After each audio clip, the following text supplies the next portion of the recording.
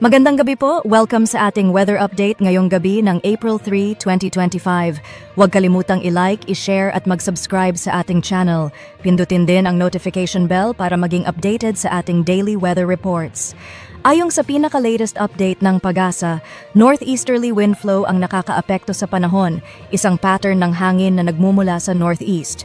Katulad ito ng amihan ngunit mas mahina pagdating sa temperatura. Dahil dito, asahan ang maulap na kalangitan na may kasamang pag-ulan at pag-ambon sa silangang bahagi ng Hilagang Luzon. Samantala, sa kanlurang bahagi ng Hilagang Luzon, makakaranas ng maaraw na panahon bagamat may posibilidad pa rin ng isolated rain showers at thunderstorms. Samantala, sa Metro Manila at iba pang bahagi ng bansa, ang easterlies ang pangunahing salik ng panahon. Ito ay mainit na hangin mula sa Pacific Ocean na nagdadala ng maalinsangang pakiramdam. Maaari rin itong magdulot ng convective clouds na siyang dahilan ng scattered rains and thunderstorms. Ang mga pag-ulang ito ay pansamantala lamang ngunit maaaring maging malakas sa ilang lugar.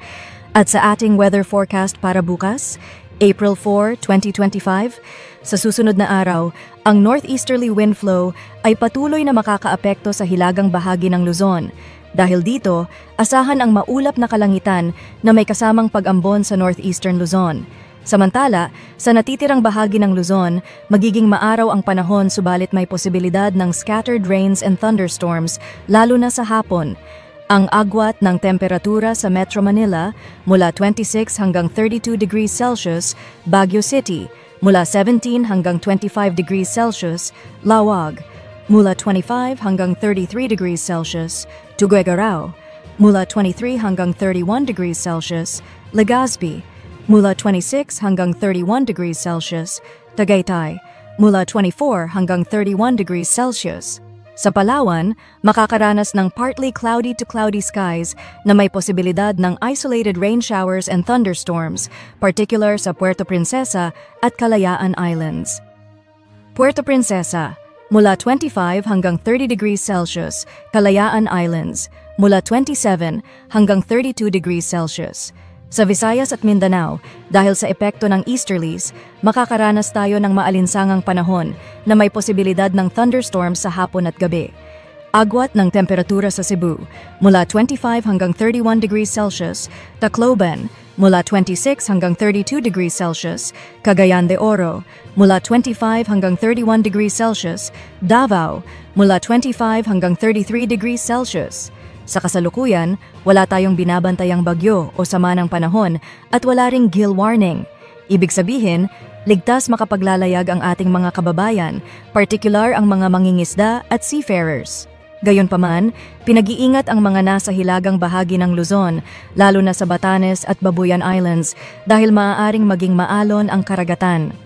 Sa ating 3-day weather outlook, April 5 hanggang April 7, sa Metro Manila at Baguio, inaasahang partly cloudy to cloudy skies na may posibilidad ng isolated rain showers at thunderstorms.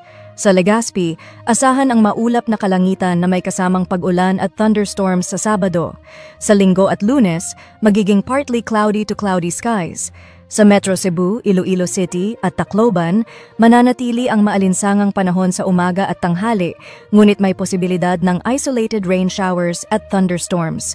Sa Mindanao, particular sa Metro Davao, asahan ang maulap na kalangitan na may scattered rains and thunderstorms sa Sabado at Linggo dahil sa Intertropical Convergence Zone, ITCZ.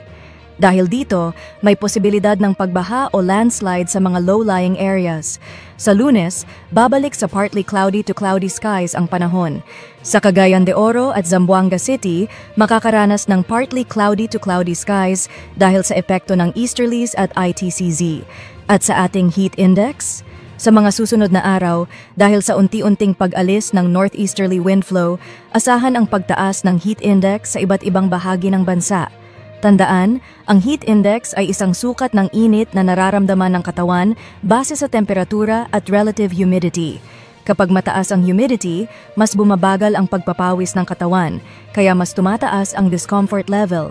Paalala sa ating mga kababayan. Umiwas sa direktang sikat ng araw sa tanghaling tapat. Magsuot ng preskong damit at gumamit ng proteksyon tulad ng sombrero, payong, or sunblock.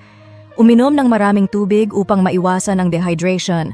At yan po ang ating weather update. Huwag kalimutang i-like, i-share at mag-subscribe.